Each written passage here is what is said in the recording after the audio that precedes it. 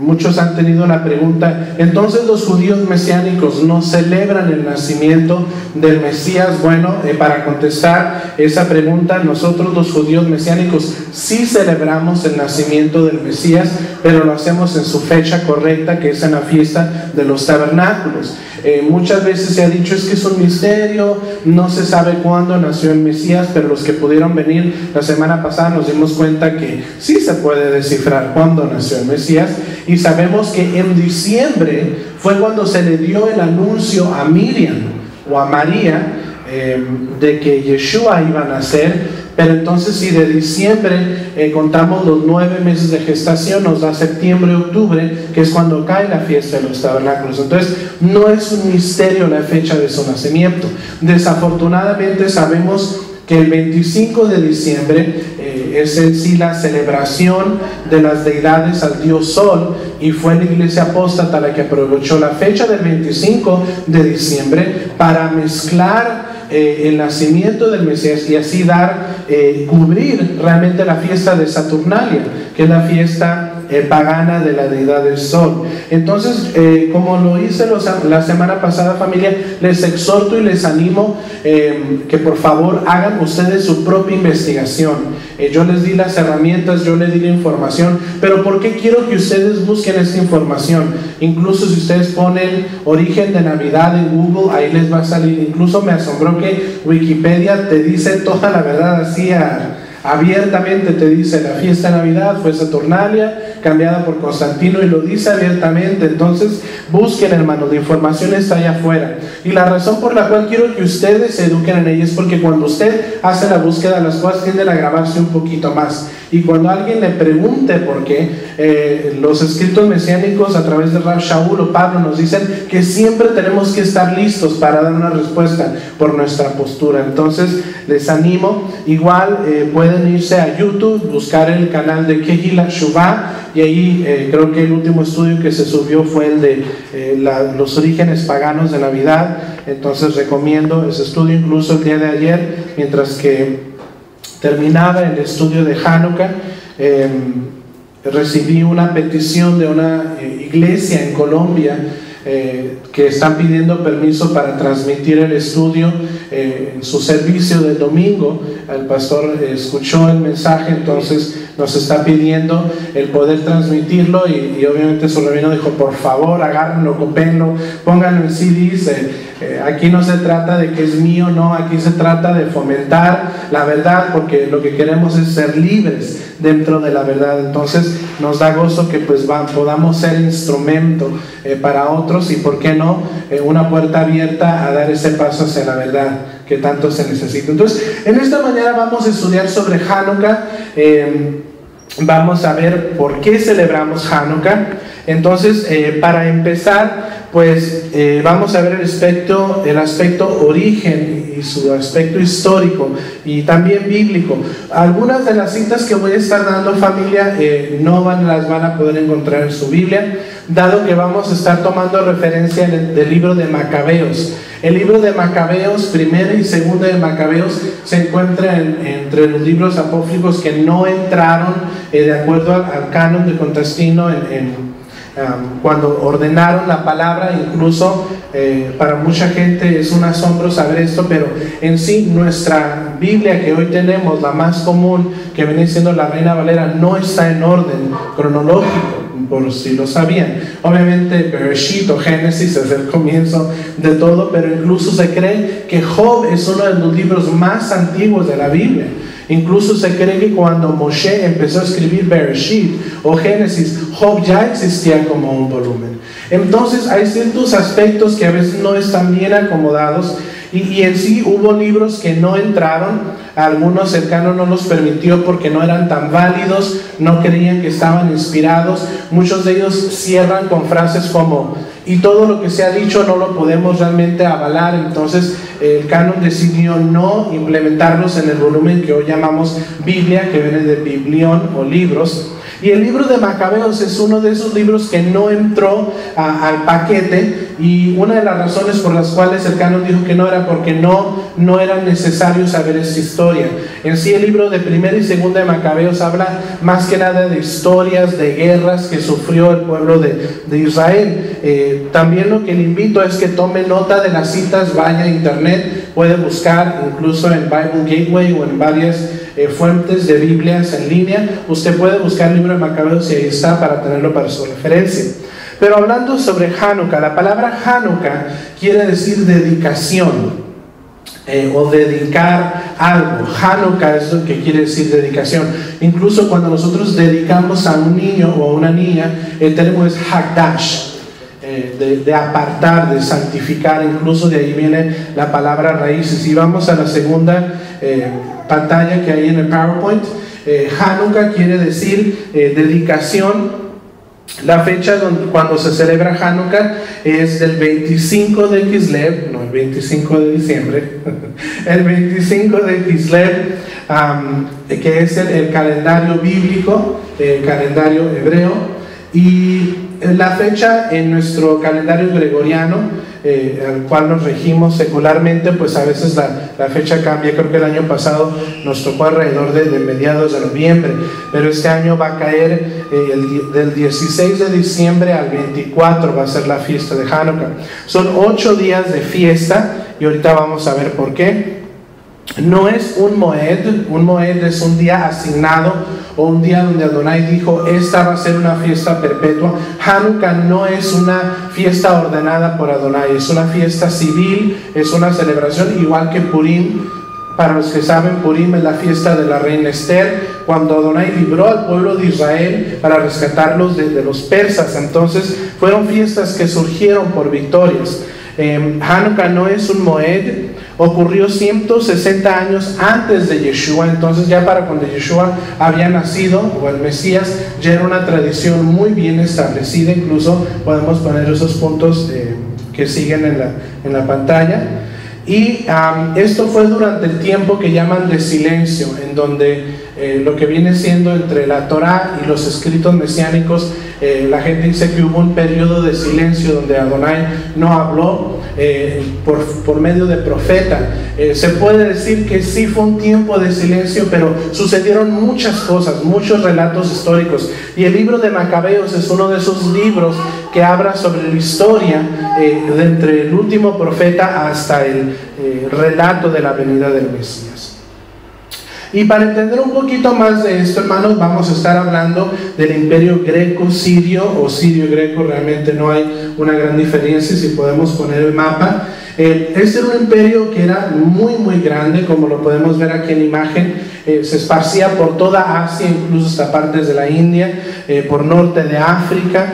Después llegó hasta Europa. Entonces controlaba una gran región.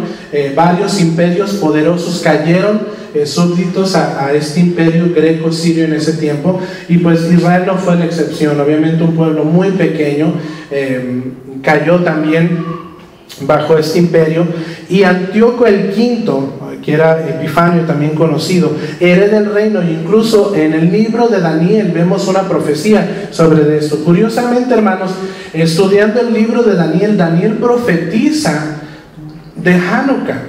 Muchas de las profecías de lo que pasó en Hanukkah están en el libro de Daniel. Entonces yo a veces sí me pongo a pensar que era importante que el libro de Macabeos estuviera ahí, porque no necesariamente fue inspirado, fue un relato de la historia, pero está apoyado por palabra profética. En el libro de Daniel, capítulo 11, versículo 21, el profeta Daniel declara: y le sucederá en su lugar, hablando de los reyes, y le sucederá en su lugar un hombre despreciable, al cual no darán la honra del reino, pero vendrá sin aviso y tomará el reino con halagos. Y pues este hombre llega, hermanos, toma el reino. Incluso cuando murió el padre, hubo una gran disputa entre los príncipes para ver quién iba a conquistar. En este caso Antíoco se queda con el reino y empieza a regir. Y curiosamente, hermanos, algo que sucedió bajo el imperio de este hombre es que la mayoría, o me atrevo a decir que todas las naciones que cayeron bajo el yugo del imperio greco-sirio, y es greco y sirio por las mezclas que hubo entre las monarquías entre estos dos países, por eso que se le da esa denominación. Todos los países, hermanos, que cayeron bajo ese yugo se asimilaron a la cultura greco-siria. Adoptaron el lenguaje, adoptaron la vestimenta, adoptaron la cultura, incluso hasta la religión. Pero el pueblo de Israel, como igual siendo frijolito entre el arroz, dijo: no, nosotros no podemos hacer eso, no podemos ser robados de nuestra identidad. Y algo que a mí me llama la atención, familia, es que la razón por la cual hay esa raíz tan profunda en no asimilarse o en no ser como los demás, es porque la cultura bíblica en sí, el vivir la vida como Dios la quiera, va más allá de la mentalidad. Adonai una y otra vez le ordenó al pueblo: pon estas palabras en tu corazón, repítelas a tus hijos cuando te sientes, cuando te pares, cuando andes por el camino, porque esto va más allá de una manera de pensar, es una manera de vivir. Cuando usted y yo decidimos guardar Torah, realmente no estamos pensando qué vamos a hacer, sino que lo vivimos. La voluntad de Dios en sí, cuando usted y yo decidimos guardar sus mandamientos, vivimos una vida tangible para Dios. Y muchas veces hay una muy mala aplicación de lo que es vivir para Dios, porque todo lo queremos poner en la esfera o en el mundo espiritual. Y no me malinterprete, Hashem es espiritual, Adonai es espiritual, pero también creó lo tangible y entiende que somos tangibles. Por algo mandó a Yeshua de una manera física, de una manera tangible, porque sabe que el ser humano necesita en su momento ver y sentir. Y en nuestra naturaleza, Adonai nos dio secuencias en tiempo y nos dio cosas que nosotros podamos sentir, ver y incluso hasta saborear, como cuando celebramos la fiesta de Pesaj, de Pascua, cuando comemos el pan asimo, el pan sin levadura, y cuando bebemos el vino. Ahí se vuelve nuestro Dios realmente tangible en nuestro diario vivir. Este hombre, hermanos, Antíoco, al ver que Israel no se helenizaba, ese es el término que se le da a la cultura greco-siria, helenizar, no se helenizaba, no se asimilaba a la cultura. Entonces Antíoco dijo: ok, no los voy a poder cambiar, entonces no les voy a poder inyectar mi manera de pensar, entonces va a ser a la fuerza. La razón por la cual los reyes en ese tiempo, hermanos, se preocupaban mucho por cambiar a la gente, es porque cuando tú cambias la mentalidad y la visión y el entendimiento de una persona, tienes el control sobre de ellos. Es por eso que Adonai necesitaba que no solo una persona conociera su voluntad, sino que todo el pueblo. Es por eso que Adonai ordenó que la palabra, que sus mandamientos, que su manera de vivir se implementara en cada hogar, que no fueran nomás los levitas o nomás los kohanim, los sacerdotes, que rigieran realmente la palabra de Dios, sino que cada persona en el pueblo de Israel supiera la voluntad de Dios. ¿Por qué? Porque ahí no iba a haber abuso, ahí no iba a haber un control. Cada persona iba a poder tener su convicción bajo una palabra. Entonces, hermano, este hombre ordena que se cancele el estudio de la Torah, prohíbe el estudio de la Torah en todo su territorio. No se iba a poder practicar el Brit Milá o la circuncisión, no se podía guardar Shabbat y no se debía de comer kosher o comer apto, de acuerdo a Levíticos capítulo 11. Entonces, este hombre, hermanos, en su reino implica estas leyes y dice: nadie puede estudiar Torah, nadie puede guardar Shabbat y todos tienen que comer de todo. Ahí es donde empieza un poquito a apretar la tensión entre el pueblo de Israel. Incluso en el libro de los relatos de Macabeos dice que algunos judíos, por temor a perder su vida o su posición, empezaron a practicar estas cosas, pararon de estudiar la Torah, las parshas o las porciones que leemos cada semana. Unos empezaron incluso hasta a adorar los ídolos y empezaron a helenizarse, a mezclarse. Y vemos esto sobre la conquista de Israel en Primera de Macabeos, capítulo 1, del 20 al 25, creo que está en el acetato, ¿o no? Esos son los puntos que acabamos de ver. Dice Primera de Macabeos 20, capítulo 1, del 20 al 25, hablando de la conquista de Israel. Acuérdense, familia, y vuelvo a marcar este punto, estos libros no están en nuestra Biblia, no vayan a buscar Primera de Macabeos en su Reina Valera, no está ahí. Incluso si tiene una Biblia católica en su casa, tal vez los pueda encontrar ahí, porque la Iglesia Católica sí los permitió meter, curiosamente, ¿no?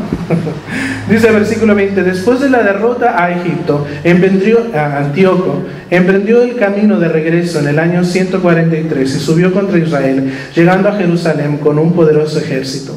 Antíoco penetró arrogantemente en el santuario, hablando del templo en Jerusalén, y se llevó el altar de oro, el candelabro con todas sus lámparas, la mesa de los panes de la ofrenda, los vasos para las libaciones, las copas, los incensarios de oro, el cortinado y las coronas, y arrancó todo el decorado de oro que recubría la fachada del templo. Tomó también la plata, el oro, los objetos de valor y todos los tesoros que encontró escondidos.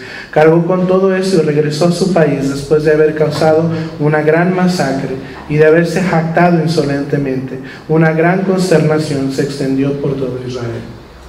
Daniel ya había profetizado de esto.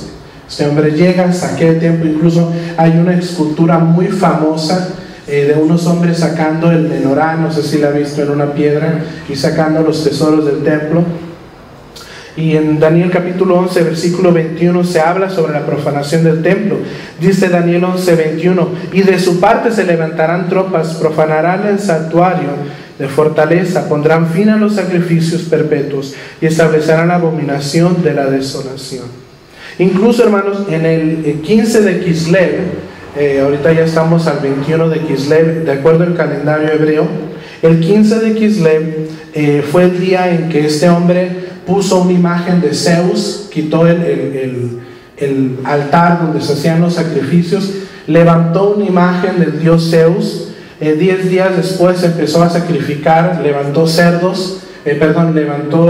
altares afuera del templo de Adonai y empezó a sacrificar cerdos. Incluso hay una historia donde antes de que quitara el altar que era del templo, ahí sacrificó él un cerdo para profanar el templo. Empezó a quemar incienso para Zeus y Apolos, y empezaron a introducir prostitutas del culto pagano al templo. Imagínense, hermano, la profanación de la casa de Adonai en ese momento.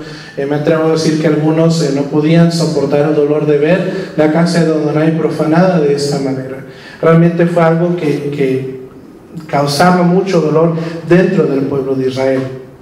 En Primera de Macabeos, en el capítulo 1, del 54 al 64, vemos también la historia de cómo ellos iban destruyendo el templo, lo iban cada día más haciendo un lugar completamente horrendo y lleno de idolatría. Los ejemplos del anti-helenismo, hermanos, empezaron a surgir en ese tiempo. Hubo judíos que decidieron no helenizarse, dijeron: no vamos a formar parte de esto, vamos a tomar nuestra postura. Y créame, familia, que esto es algo de asombrarse, porque estos hombres y estas mujeres, viendo la fuerza y la potencia que tenía este gobierno, ellos quedaron firmes en no helenizarse, en no asimilarse al mundo. Y a veces yo me pregunto, en estos días la mayoría de nosotros no tenemos una lanza en nuestro estómago apuntándonos y diciéndonos que paremos de estudiar Torah. No tenemos una amenaza de un gobierno diciéndonos que nos postremos a un ídolos. Pero no teniendo, hermanos, esa agresión, muchas veces nosotros decidimos soltar nuestra convicción con tanta facilidad. Y me atrevo a decir, hermanos, que Adonai permitió que Hanukkah surgiera en este tiempo y en esta temporada con un propósito: de enseñarnos que es tiempo que nosotros tomemos esa postura como los macabeos, de decir: yo soy real sacerdocio, linaje escogido, y no puedo ser como los demás. Adonai me ha llamado de las tinieblas a su luz admirable. Yo soy hijo del Dios de Abraham, de Isaac y de Jacob, y por ende soy diferente a los demás. Y esto lo hemos compartido muchas veces, hermanos, y lo transmito una vez más. Esto no es para alzarnos el cuello y decir, oh, yo ando haciendo esto, porque humanamente, hermanos, nos equivocamos. Siempre vamos a caer, somos tendidos a caer en el error. Pero privilegiados somos que se nos ha mostrado la luz y que podemos habitar en ella. En Daniel 11:32 habla sobre otra profecía sobre este tiempo. Dice: con halagos corromperá a los que obran inicuamente hacia el pacto, pero el pueblo que conoce a su Dios se mostrará fuerte y actuará. A mí me asombra, hermanos, la potencia de profecías que hay en el libro de Daniel, hablando de Hanukkah. Incluso si vamos a la siguiente imagen, vemos algunos testimonios de hombres y mujeres que se pusieron firmes en esta convicción. Tenemos a Eliezer. Una de las manifestaciones que ordenó Antíoco fue: no pueden guardar kosher, tienen que comer de todo. Entonces él hizo un tipo como de demostración en donde sentaban al pueblo de Israel, a los judíos, en las plazas y les servían carne de cerdo. Y si ellos no la querían comer, agarraban la carne y se las forzaban en la boca. Esto ya no era, a ver si quieres hacerte sirio y greco, esto era: te vas a hacer. Y Eleazar rehusó y cerró su boca y no quiso comer. Muchos dicen: bueno, rabino, pero ¿qué le hubiera pasado si hubiera comido? En este caso, hermanos, no es el comer o no comer, es la convicción, es el testimonio, la postura que estaba dando este hombre. Porque incluso nosotros lo hemos dicho: si nuestra vida dependiera, tal vez algunos de nosotros lo haríamos. Pero aquí está la convicción de este hombre que no lo permitió. La historia dice, incluso su relato está en 2 de Macabeos 6:18 al 31, que no quiso, no comió y pagó con su vida. También tenemos a Hannah. Mis respetos para esta mujer. Si algunos de ustedes tienen la posibilidad de ir al libro de Macabeos, esta mujer fue una mártir con sus 6 hijos por no dejar la Torá. Incluso a Hannah se le dijo: tienes que parar de estudiar la Torá. Y acordémonos, hermanos, que incluso de acuerdo a la Torá, la mujer no tiene la obligación de estudiar. La obligación de estudiar la Torá es del hombre y de transmitirse a la mujer. Pero no hay objeción a que la mujer le estudie. Si la mujer le quiere estudiar, Baruch Hashem, mucho mejor. Pero esta mujer se aferró a estudiar Torá, y el relato dice que le decían: deja de estudiar Torá o matamos a tus hijos delante de ti. Y ella dijo: no. Pusieron a sus hijos en estacas, uno por uno. Deja de estudiar Torá. No. Empezaron a encender a cada uno de sus hijos. Para de estudiar la palabra de Dios. No, no y no. Hasta que el último fue consumido por el fuego. Después ella entregó su vida por el amor a la palabra de Dios. Cuando usted piensa en Hanukkah, hermanos, se empieza a encender estas velas. Acuérdese la sangre que se derramó por la postura, por la plataforma de ser lo que Dios nos ha llamado a ser. Un pueblo santo. Luz en medio de las tinieblas, sal para este mundo, diferentes a los demás, y decir: yo voy a hacer lo que Dios manda y voy a vivir como Dios lo pide. Matisyahu, que era Matisyahu, básicamente es el nombre de Mateo en hebreo. Él era un kohanim, era un sumo sacerdote, y cuando él se le empezó a forzar a hacer cosas que eran prohibidas bajo los mandamientos de Dios, él mató a los soldados que lo estaban tratando de forzar, de quebrar la Torá. Y dice el relato en 1 de Macabeos 2:27 que después de haber matado a estos soldados que lo querían forzar a violar la Torá, se fue por toda la calle gritando. Dice el versículo 27 de 1 de Macabeos capítulo 2: luego comenzó a gritar Judas Macabeo, a gritar por toda la ciudad con todas sus fuerzas: todo el que sienta celo por la Torá, la palabra de Dios, y quiera mantenerse fiel a la alianza, que me siga. Y abandonando todo lo que poseía en la ciudad, él y sus hijos huyeron a las montañas. Este hombre, harto por la situación que había en Israel, se defendió y le dijo a todo el mundo: ahora sí que síganme los buenos. Ya no más, ya esto llegó a su tope. Quien quiera quien es celoso por la Torah. Dice, todo aquel que tenga celo por la palabra de Dios y quiera mantenerse fiel a la alianza, síganme. Yo me he quedado muy entristecido muchas veces cuando conozco a gente que conoce la verdad y ha sido libre, y después me dicen, Rabino, es que usted sabe, es difícil a veces guardar los mandamientos de Dios. Yo la verdad me asombro, porque digo, bueno, no tenemos ninguna amenaza más que el que dirán, y a veces sentimos que es más fuerte el que dirán que a veces dar en nuestra vida, y que Hashem nos libre, porque no quisiéramos estar en esta posición. Pero a veces me pregunto, si realmente nuestra vida dependería de guardar y obedecer a Dios, ¿cuál sería nuestra respuesta? No te preocupes, yo pongo el pinito mañana. O diríamos, no, en esta casa no se levantan ídolos, punto y se acabó. Pues vas a ver, no me importa, Adonai está conmigo, no hay temor. Pues vas a perder tu trabajo, Adonai es mi sustentador, haz lo que tengas que hacer. Convicción, hermanos, como la misma de Daniel. Póstrate, no. Que te postres, no. Ahí está el horno. Ok, está bien, no te preocupes, sigue echando más leña. Que te postres, no. Fueron tomados estos 3 jóvenes echados a este horno, y el relato nos dice que ahí estaba Yeshua, el ángel de Adonai, conviviendo con ellos. Y muchas veces, hermanos, nosotros nos preocupamos por el qué dirán. El hijo mayor de Judas Macabeo, que era Yehuda o Judá, le llamaban el Macabeo, que quiere decir martillo.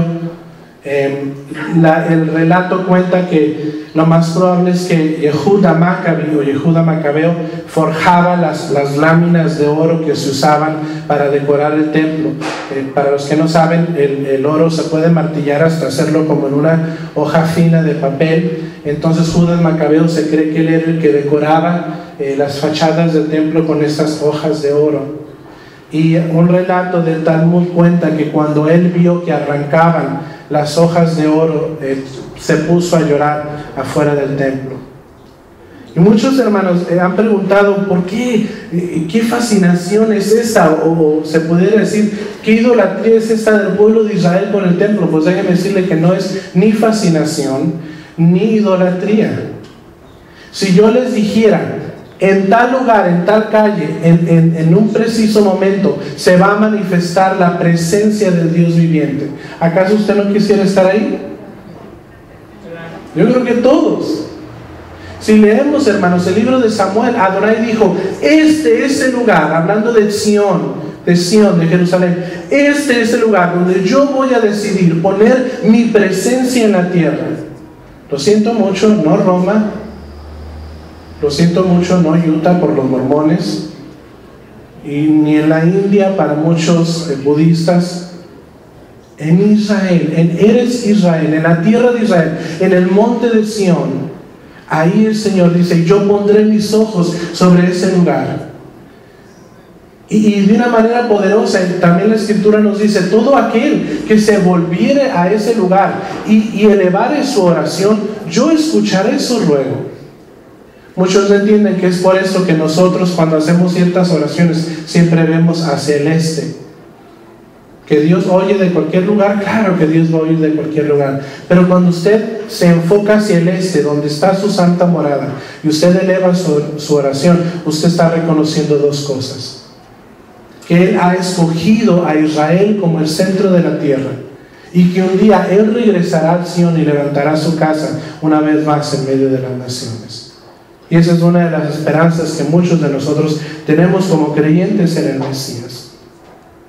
Judas Macabeo empezó a llevar a este grupo de personas, los empezó a sacar de las ciudades, se le iban juntando grupitos, la mayoría gente mayor o del campo. Empezaron a guardar Torah a las afueras de las ciudades.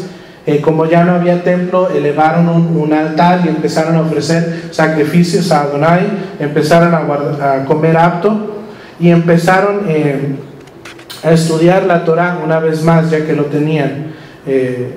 lícito en sus áreas a donde habían huido. En 1 Macabeos capítulo 3 del 16 al 23 nos habla de 3 años de guerra que hubo, hermanos. Hanukkah no fue, los griegos nos sacaron de Jerusalén, nos fuimos a los montes, regresamos, peleamos y ya ganamos. No, Hanukkah o el punto a llegar para la rededicación del templo, es por esto que esta fiesta se llama Hanukkah, porque ellos vuelven a dedicar el templo. El proceso de ganar otra vez a Israel para el pueblo de Israel duró 3 años la lucha, duró 3 años la guerra. En 1 Macabeos 3, 16 al 23 dice: cuando se acercó a la subida de Bet-Jirón, Judas le salió al encuentro con los pocos hombres.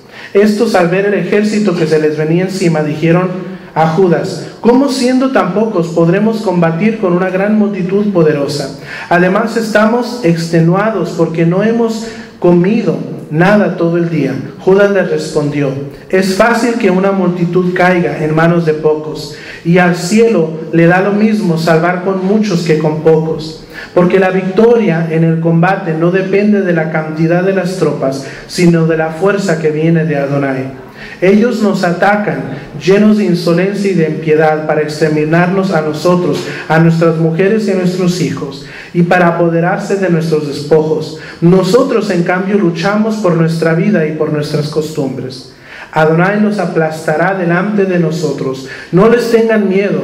Apenas terminó de hablar cuando se lanzó sorpresivamente sobre el enemigo, y Serón fue aplastado con todo su ejército.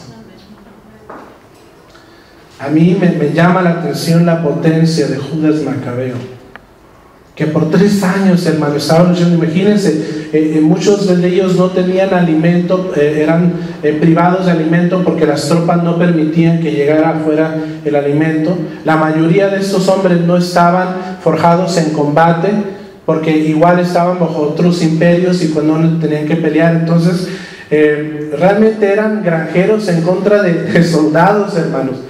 Y ahí es donde nos damos cuenta que no fue realmente la fuerza humana la que los salvó, sino que la mano de Dios. Incluso un versículo que se usa mucho en la temporada de Hanukkah es: no es por espada ni por fuerza, sino por mi ruach, dice el Señor. No le crea al corito, no es por ejército, así no dice la palabra. Dice: no es por espada ni por fuerza, sino por mi espíritu. Y me atrevo a decir que tal vez Judas Macabeo se agarró de esas palabras para ser victorioso en cuanto a la esperanza de Hanukkah. El relato cuenta que cuando, después de esos 3 años, después de toda esta opresión, Judas Macabeo conquista una vez más la ciudad de Jerusalén, la toman, empiezan a edificar la ciudad, a edificar sus muros. Lentamente los sirios fueron dejando las fronteras. Se cree que la última frontera que dejaron fue el Negev, o el de que tuvieron control, que es al sur de Israel, en el desierto. Pero básicamente, hermanos, ellos volvieron a retomar la tierra de Israel y Jerusalén. Y obviamente uno de los trabajos más importantes fue de dedicar el templo. Pero ahorita vamos a ver las razones por las cuales nosotros debemos de celebrar Hanukkah. Bueno, primero vamos al libro de Juan capítulo 10, del 22 al 23. Y este versículo es, me atrevo a decir que el súper famoso entre los judíos mesiánicos en la temporada de Hanukkah. Bueno, ¿por qué celebramos Hanukkah? Porque Yeshua celebró Hanukkah. Así de fácil. Y si el Mesías lo celebró, ¿por qué yo no? Lo que pasa es que muchos no saben cuál es la fiesta de la dedicación. Juan 10, 22 al 23 dice: en esos días se celebraba en Jerusalén la fiesta de la dedicación, o Hanukkah. Era invierno y Yeshua andaba por el templo, en el pórtico de Salomón.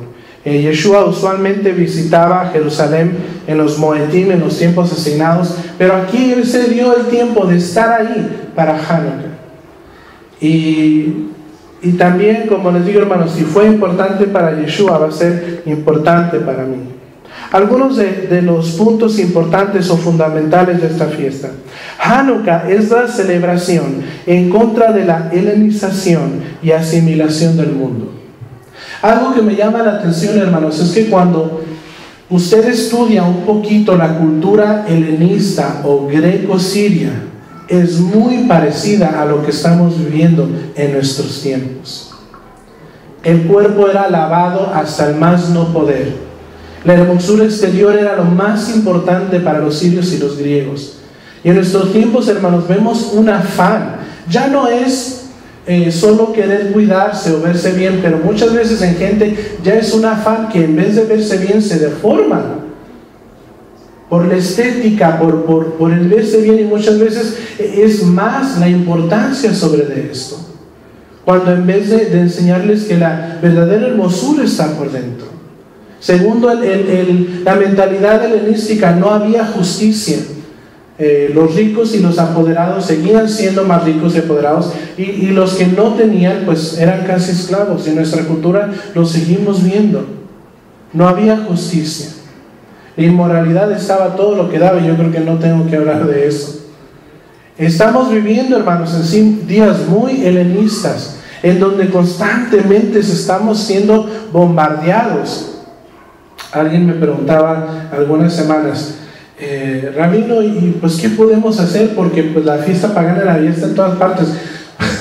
Pues está en todas partes, no podemos hacer nada, y lo único que yo puedo aplicarle a eso es: estamos en este mundo, pero no somos de este mundo. Imagínense que paráramos de ir al lugar de los que era Navidad, pues ya no pudiéramos comprar mandado, o no pudiéramos ir a ningún lugar. Pero créanme, hermanos, que en cierta manera, y va a sonar esto chistoso, y va a decir, Rabino, pero sabe que en cierta manera le doy gracias a Dios por la fiesta del 25 de diciembre. ¿Sabe por qué? Porque me enseña a ser quien realmente yo debo de ser. ¿No compró un vinito vacío? No, yo no pongo vinito. ¿Y no voy a la posada? No, yo no voy a la posada. Gracias. ¿Que le traigo un platito? No, gracias, está bien. Ah, sí, estoy bien. ¿Y no vas a ir a esta fiesta? No, gracias. Tengo mis convicciones, muchas gracias. A veces nomás con eso, hermanos, la gente no sabe ni qué contestar. Y algunos sí van a ser medios helenistas y le van a estar picando con la lanza hasta que diga, ok, ¿quieres sentarte y saber por qué? Ándale pues.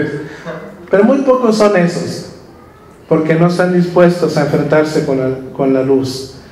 Juan 17, 15 y 16, hablando Yeshua: no ruego que los quites del mundo, sino que los guardes del mal. No son del mundo, como tampoco yo soy del mundo. Yeshua estuvo en este mundo, mas no era de este mundo. Y curiosamente, cada vez que el adversario le afrentó a Yeshua, cada vez que Hasatán vino en contra de Yeshua durante esos 40 días que se estaba preparando, lo siento mucho y esto va a sonar como un shock, pero nunca usó una frase del Nuevo Testamento. Él se defendió con lo que está ahí adentro, que es la Torah. Dice, escrito está: échate. Adonai va a mandar a sus ángeles, no vas a tentar al Señor tu Dios.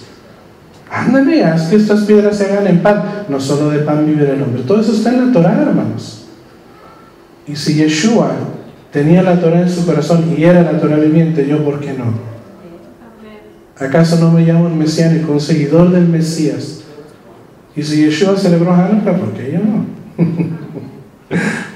Primera de Juan, capítulo 5, versículo 4. Porque todo lo que es nacido de Dios vence al mundo. Y esta es la victoria que ha vencido al mundo: nuestra fe, nuestra emuná. Algo a mí lo que me gustaría hacer hincapié, hermanos, y ya hemos hablado de esto, pero es necesario para poder aclarar este punto. Si desglosamos primera de Juan capítulo 5 al 4, dice que lo que ha vencido al mundo es nuestra fe, nuestra emuná. En hebreo es fe, es emuná. Lo que vence al mundo es nuestra fe. Ahora, ¿de dónde viene nuestra fe? Le pregunto yo, ¿de dónde viene su fe de que hay un Dios creador que hizo todo? ¿No viene eso en el libro de Génesis? ¿De dónde viene su fe de no tener ídolos en su casa? ¿No está eso en el libro de Shemot, en el libro de Éxodo? ¿De dónde viene entonces su fe de abrir su mano y ayudar a aquel que tiene hambre? ¿No eso está en el libro de Deuteronomio? ¿Sabe qué es lo que vence al mundo? La palabra de Dios. Pero usted y yo no vamos a estar listos para vencer el mundo si la palabra de Dios nomás está en unas cuantas hojas en nuestra sala viéndose bonita en una mesa.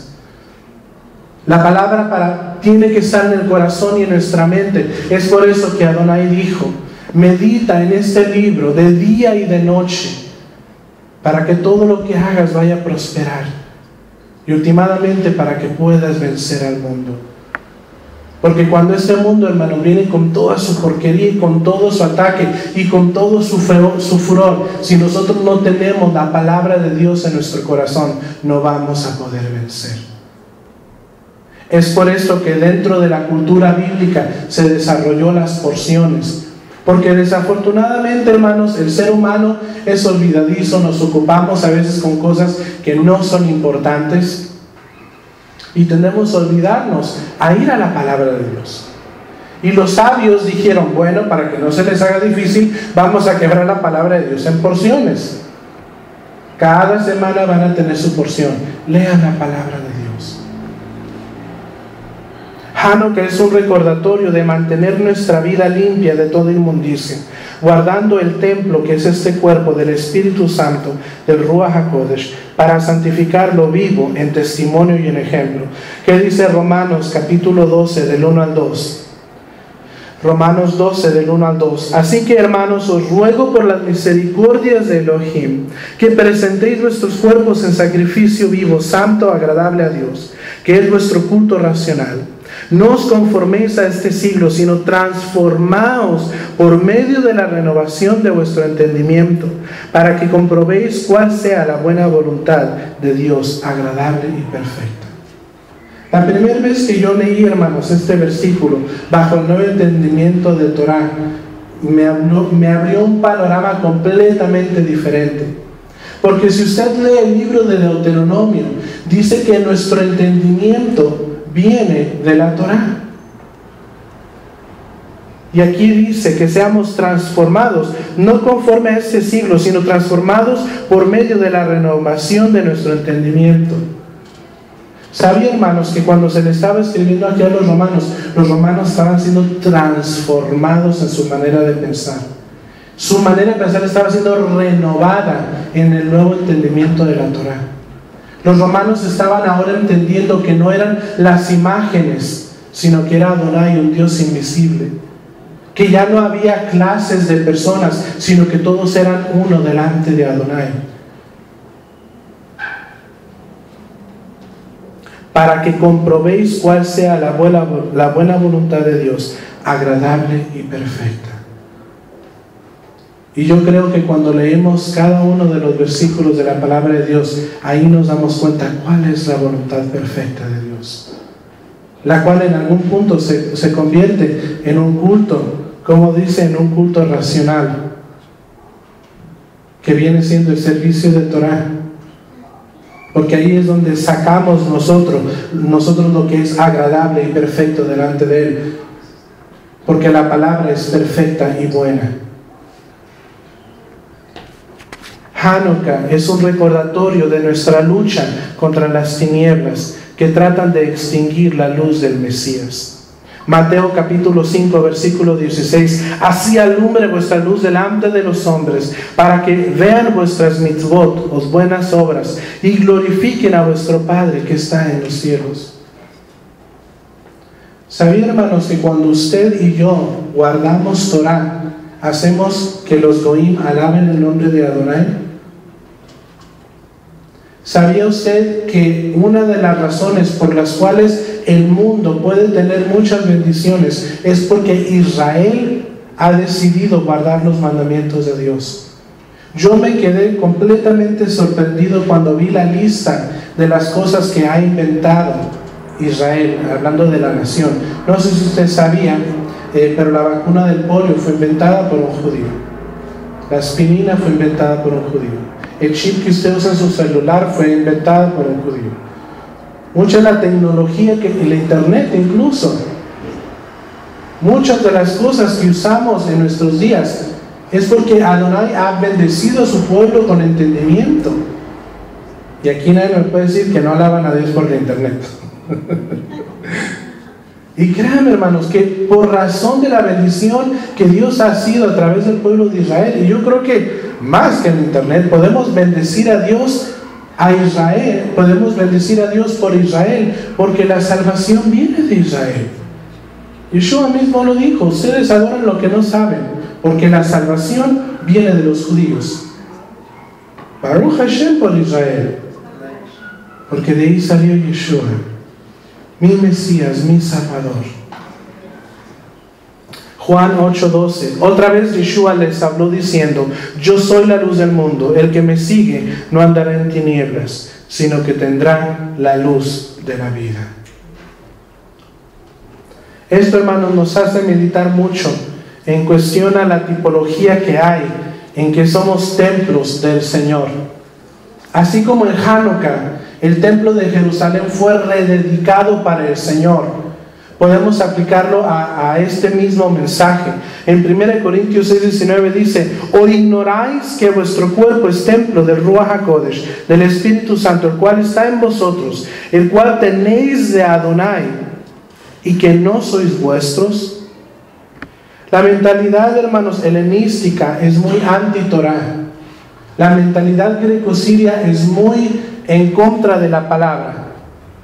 ¿Por qué? Porque la cultura de hoy te dice que profanes Shabbat, te dice que hagas lo que tú quieras, te hace profanar los días solemnes de Adonai y sus fiestas, te hace levantar ídolos, comer lo que no es apto, te hace no buscar justicia y paz con tu prójimo, y últimamente te hace olvidarte de la Torah.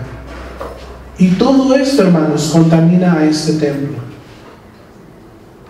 Llega el punto cuando ya este templo está tan contaminado, ya no sabe lo que es puro y lo que es inmundo. Es por eso que el pueblo de Dios tiene que regresar a la senda antigua, tiene que regresar a guardar los mandamientos de Dios, para que este templo se empiece a purificar. Y para que ese candelabro, que es la luz del Mesías dentro de nosotros, empiece a brillar una vez más de una manera genuina. Yo no sé si usted sabía esto, yo lo descubrí en mi búsqueda sobre el estudio de Navidad, pero Navidad incluso en Estados Unidos fue ilegal celebrarla por sus orígenes paganos hasta 1900. ¿Qué luz estamos dando? Primera de Pedro 2:9, mas vosotros sois linaje escogido, real sacerdocio, nación santa, pueblo adquirido por Adonai, para que anunciéis las virtudes de aquel que os llamó de tinieblas a su luz admirable. Perdón, hermanos, pero ¿qué tiene que andar haciendo un real sacerdocio poniendo pinos de Nimrod en su casa? Es áspera y dura la palabra, pero es necesaria. ¿Qué tiene que hacer un real sacerdocio, un linaje escogido, un pueblo santo, celebrando el nacimiento de la deidad del Dios Sol? Absolutamente nada. ¿Sabe por qué? Porque nada tiene que ver la luz con las tinieblas. ¿Y qué tiene que ver Hasatán con Yeshua? Absolutamente nada.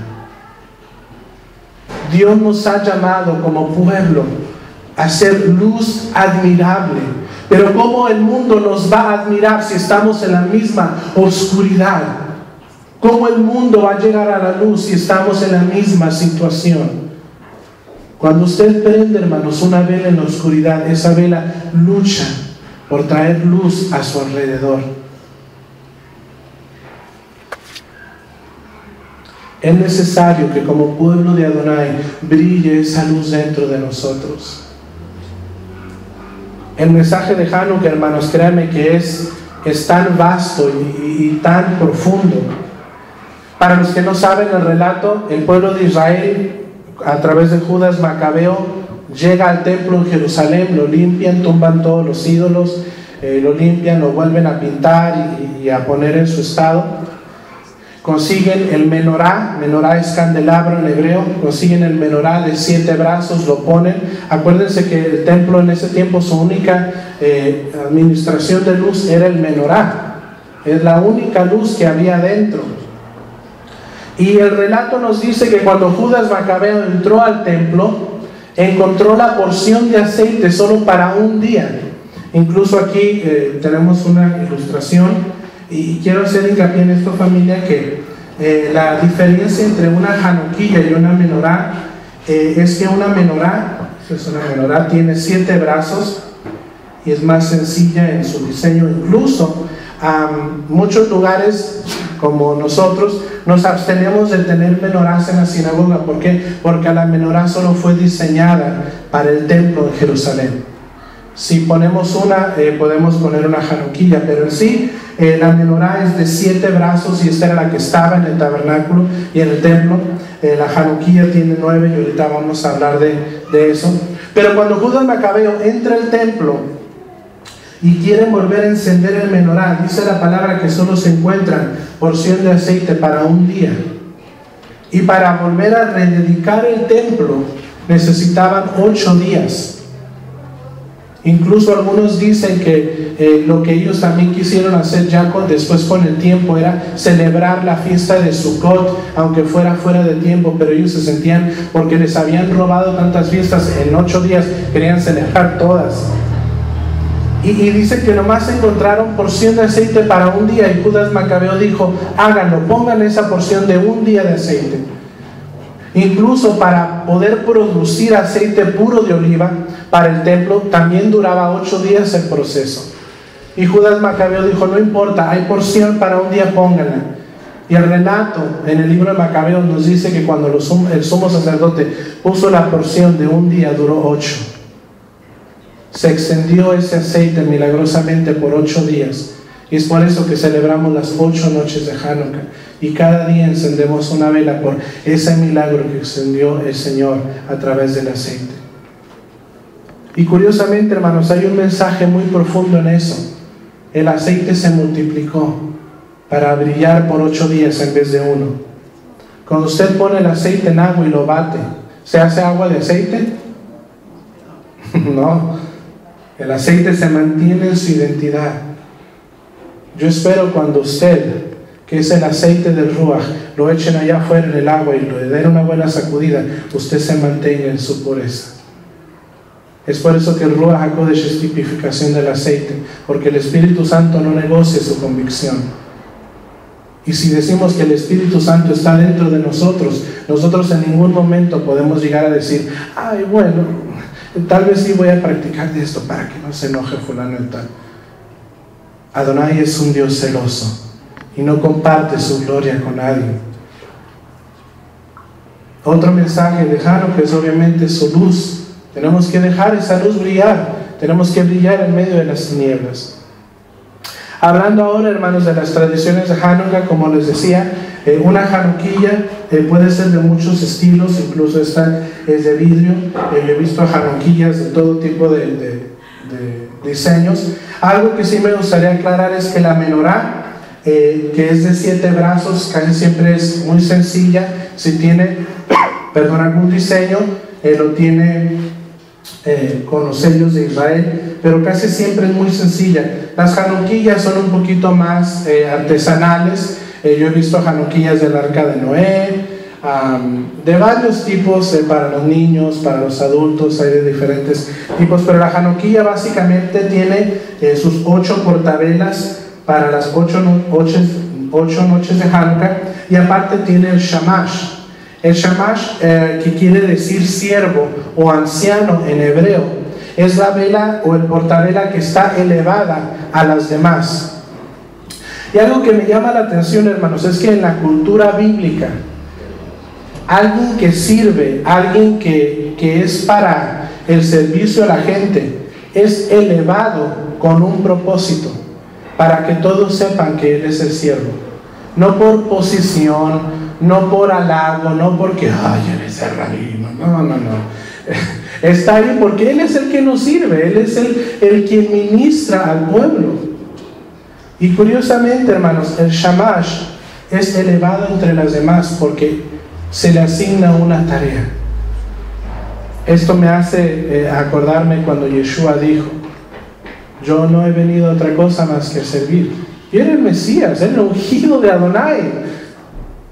Y él así se ató aquella toalla en su muslo y empezó a limpiar los pies de los discípulos. Yo he venido a servir. ¿Y qué ejemplo tenemos esto en Hanukkah? Que es nuestro deber, servir a los demás también. Usualmente ponemos las velas las vamos encendiendo una por noche. Hay muchas tradiciones de cómo se encienden las velas. La manera sefardí es siempre que se ponen de derecha a izquierda y se van encendiendo de adentro hacia afuera. Yo sé que suena medio confuso, pero si viene a nuestra fiesta de Hanukkah el 20 de diciembre, la próxima semana, lo vamos a estar practicando. Pero básicamente es uno de los elementos tradicionales. La Hanukkilla siempre se trata de poner en algún lugar visible, que es una ventana, para que la gente pueda acordarse del milagro de Hanukkah. Entonces es muy importante ponerlo en un lugar visible. Otra cosa que es muy tradicional en Hanukkah es el sevivón o la pirinola. Incluso si alguien me ayuda a pasar estos para que los vean. El tomatodo. El tomatodo. Los pueden, aquí hay otro. Algunos de ustedes los han visto. Aquí en México los conocen como el tomatodo, pero se originaron, créanlo o no, en Israel. Sí, un judío inventó el tomatodo.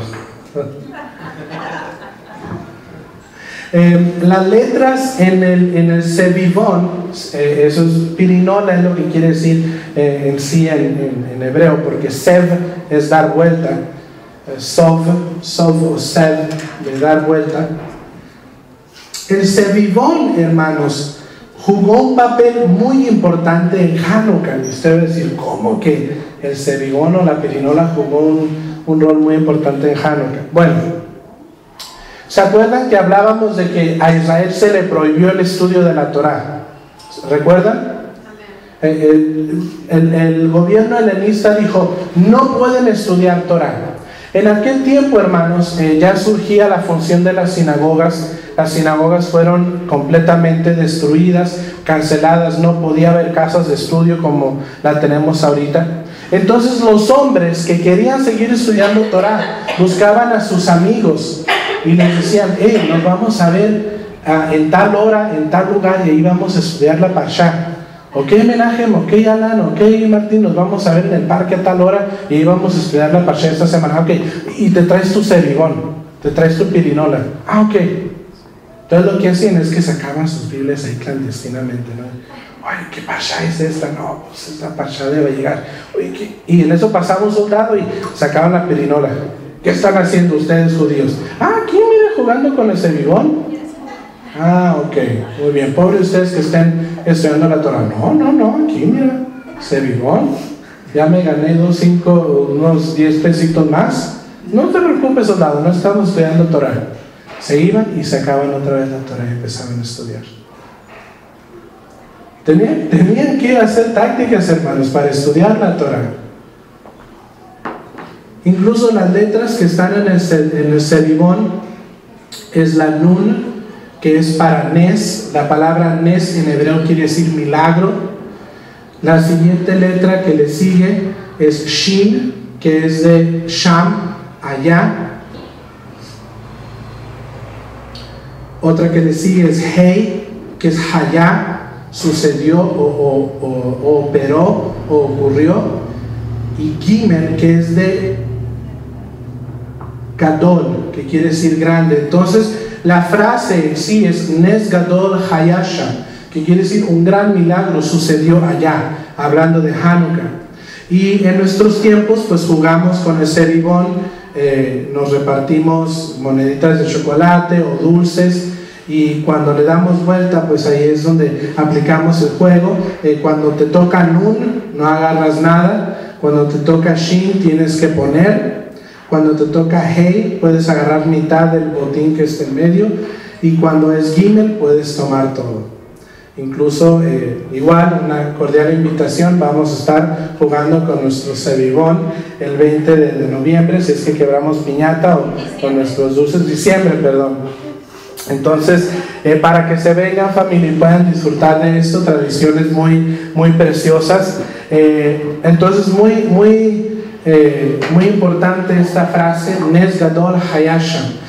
Los sevivón que se usan en Israel no tienen el Sham, porque Sham quiere decir allá.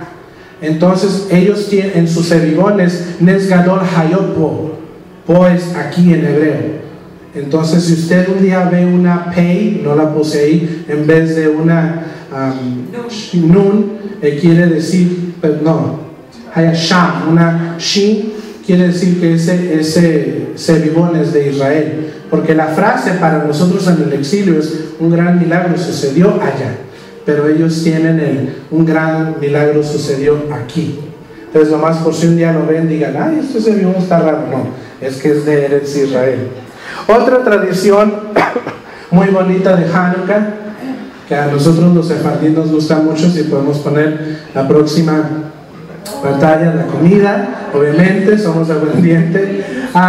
Se comen frituras, ¿por qué? Por la tradición del aceite, para conmemorar.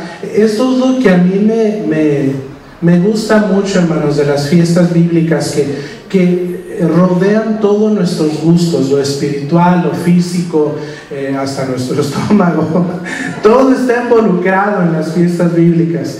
Aquí son 3 platillos primordiales. Uno son los latkes, que son más ashkenazi, que son como ralladuras de papas, son panqueques de papas fritos, se comen con crema agria o con puré de manzana también. Alguna gente tiende a hacerlo con papa dulce, pero es más ashkenazi, es más tradición de judíos europeos.